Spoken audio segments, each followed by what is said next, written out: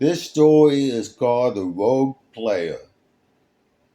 In the flat, endless sparrow of Kansas, where the horizon cheats you into thinking the world is simple and straight, Dr. Ellis Crow has spent his life playing a different game. Not chess, not poker.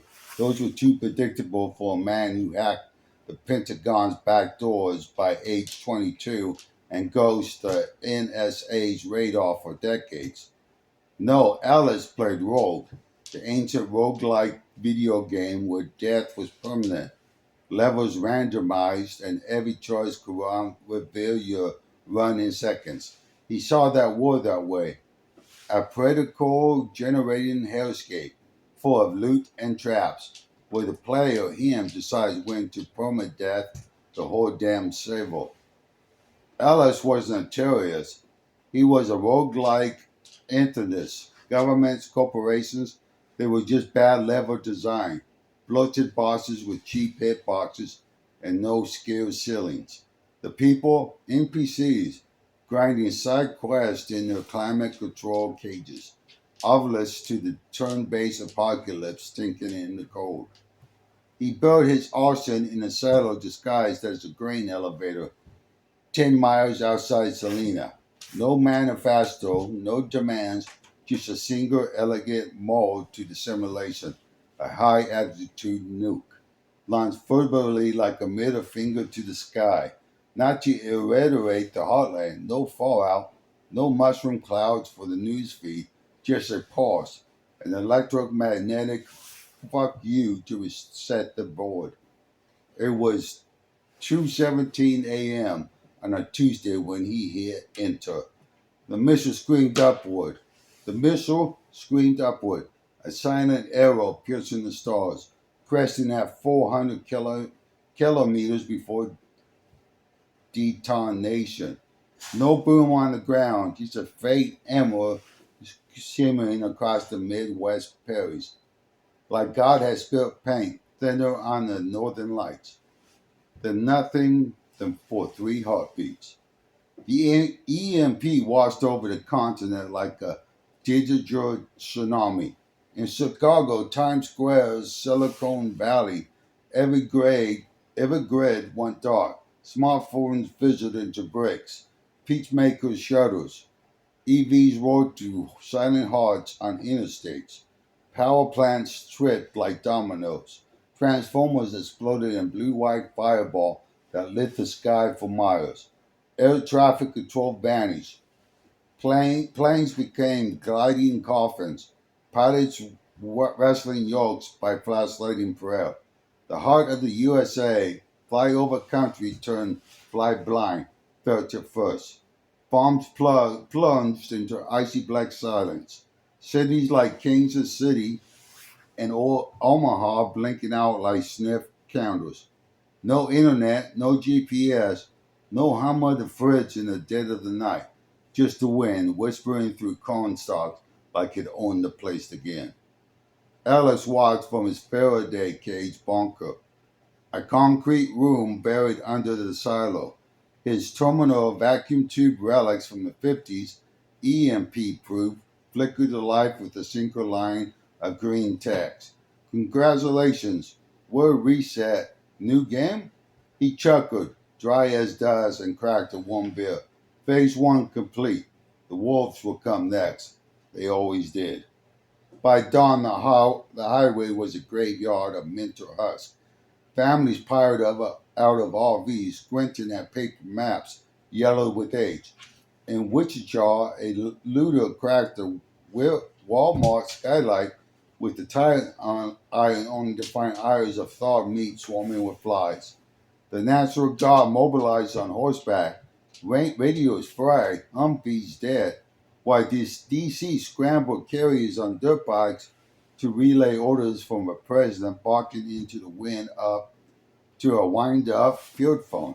Martial law, the whisper spread, but law needed light, and the lights were gone. Ellis emerged at dusk, his ATV humming on biofuel, a ghost in tactical gear and a faded rogue t-shirt. He wasn't here to conquer, he was here to play. Scavenging a Radio Shack for vacuum tubes, rigging a ham radio from bike parts, bartering antibiotics for shotgun sales. The NPC adapted quick, bartering towns springing up in high school gyms, campfires dotted parking lots like fireflies on steroids. For Ellis, he was the rogue player, slipping through back alleys, leaving traps for the unwary. A tripwire here, a false signal flare there, drawing raiders into ambushes that called the hood. That's when the wolves arrives. Not the two-legged kind. These were Cain and Lupus, gray shadows slinking from the Rockies and the boundary waters, emboldened by the quiet. With livestock slaughtered in panic and human scent trails screaming easy prey. Packs crossed the Missouri like biblical plagues. First sighting came from Nebraska ranchers, eyes like autumn coal in the tree lines, circling herds of refugees too exhausted to fight. A woman, Topake, dragged a child by the hand, heard the yipes before the jaws, her screams cut short under a full moon. Alice heard the stories around the campfire, nursing a black eye from a bar fight over canned peaches. They're coming for scraps, an old farmer muttered, sharpening a pitchfork. Ain't no deer no more. Folks are starting to look eatable. Ellis nodded, but his mind was elsewhere, plotting turns. He always loved wolves and woke, a fairer, unpredictable, turning a safe corridor into a death trap. Now they were his RNGs, randomizing the map. One night, held up in an abandoned quick trip, he watched through cracked windows as a pack tore into a feral dog, then eyed the gas pump like they held secrets. The leader, a massive alpha with a notched ear, locked eyes with him. Ellis raised his thermos in toast. Lever up, he whispered. Word spread of the rogue player, a drifter with a black backpack radio whispering coordinations of safe zones that was anything but. Some called him savior, rigging windmills from scraps to power wheels. Others cursed him as the devil who started it all. The furry blind without satellites to prove it. In Das Mayon, a militate cornered him, shotguns levered. You're the one? The EMP ghost? Airless grin, hands up. No, I'm just farming XP. He tossed a smoke grenade, handmade from fireworks and flour, and vanished into the corn, leaving them choking and howling. Weeks blurred into a new calendar. Day 47, wolves hit Lawrence, dragging off co-eds from the university barricades. Day 62, LS broadcast the pirate signal from a grain tower. The pulse was mercy. Civilization was a trap. Now play or perish. Listeners turn in on crystal sets, hanging on his tales of pre-digital lore. How to distill ether from corn, trap rabbits with shoelaces, navigate by Polaris. He became myth, the player who reset the game, dooming half to reload screens and elevate the rest to demigods. But Rogue runs in. On day 89, under a harvest moon bloated like a tumor, the wolves came for him. Alice was mid-broadcast, voice crackling over the ether about embracing the permadeath when the Alpha Pack breached his perimeter. Chain link routers, howls braided into his symphonics of hunger. He barred the door with vending machines, but they poured through vents like smoke, eyes furrowed in the red glow of his terminal. He fought turn base, shotgun blast for the first scout, knife for the flankers, boot to the throat for the right. Blood slicked the aluminum, his own mixing with hers, a ragged gash across his ribs, teeth marks on his calf. The Alpha loom launched last, jaws of vice on his arm, shaking it like he wanted his soul with the maul. Ellis drove his K-bar into his skull, twisted into the light dimmed in those ember eyes. Panting, he slumped against the wall. Radio still humming. The terminal blinked. Game over. Scored. 10,247. New high. Ellis laughed, blood bubbling on his lips, and keyed the mic one last time. To the survivors, remember, wolves don't hunt for sport. They hunt because the world's gone quiet. You move. Outside, the pack remnants shattered, bellies full of scraps. The heartland breathed on, darker, wiry, waiting for the next player to spawn. Ellis' eyes closed. The screen faded to black. In the end, even Rogue reloads. But the wolves, they just keep running. Chapter 2. Rogue Player, Angel Falls.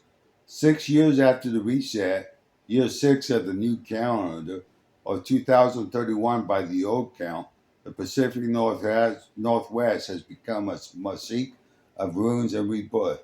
The mainland coast of Oregon was a fractured land, abandoned highways choked with blackberries, rusted EVs half buried in dunes, and the skeletal remains of cities like Portland and Eugene, swallowed by approaching forests. Raiders roamed the I-5 corridors, picking over the bones of civilization, while feral packs, human and animal alike, claimed the waters. But out in the gray, restless ocean, islands like mine endured, isolated, defendable, and alive. I am the founder. Before the pause, I was just another Czech Mongol with foresight and paranoia in equal measure.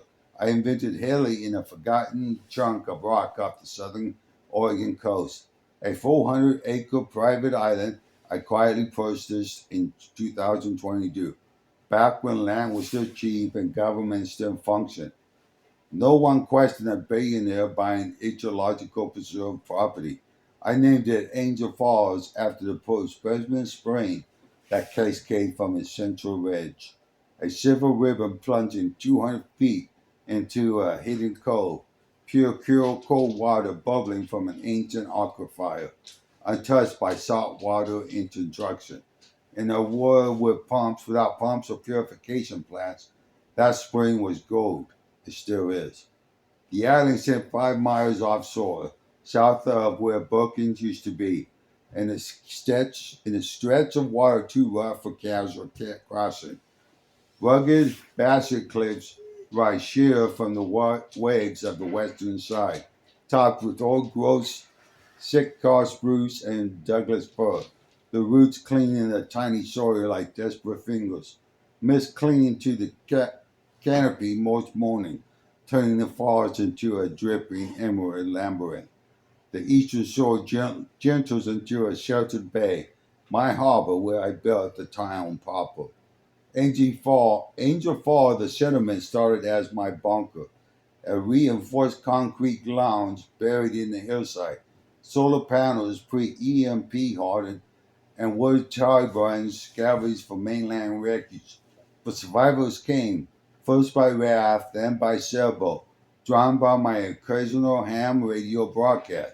Safe harbor, fresh water, no raiders. I vetted them carefully, skills over numbers.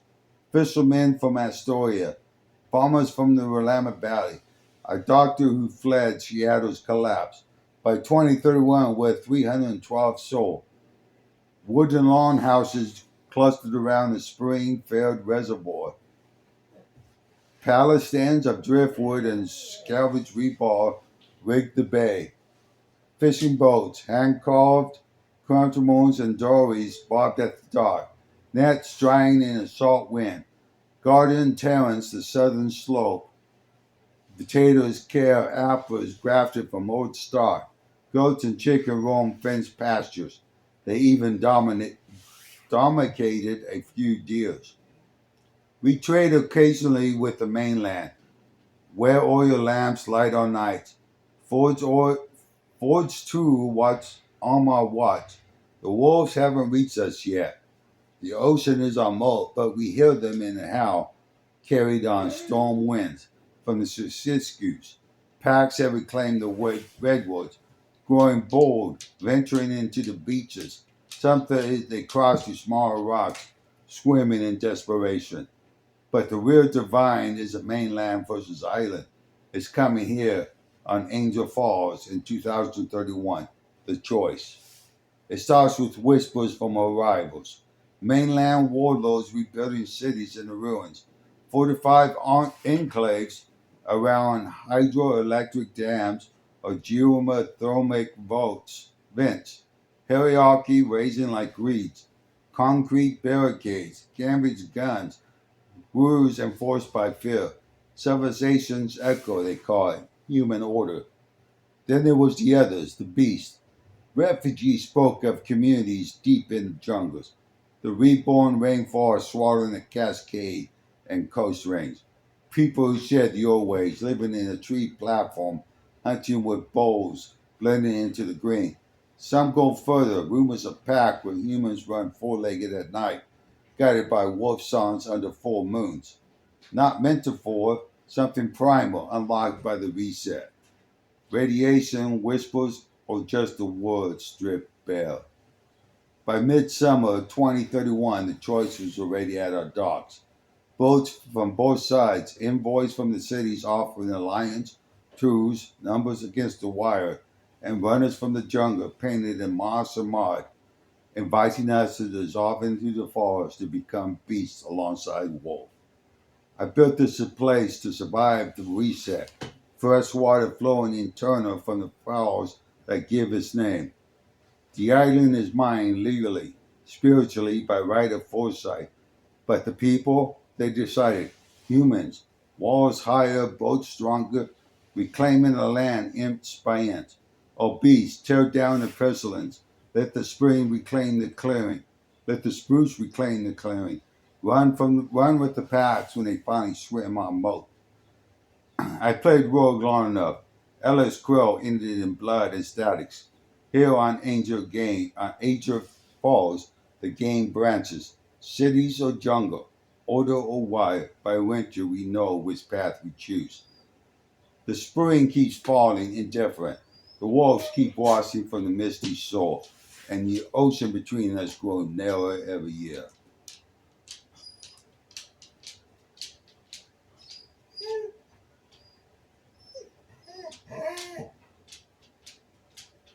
Well, let me know what you think of that, of the rogue player. Thank you.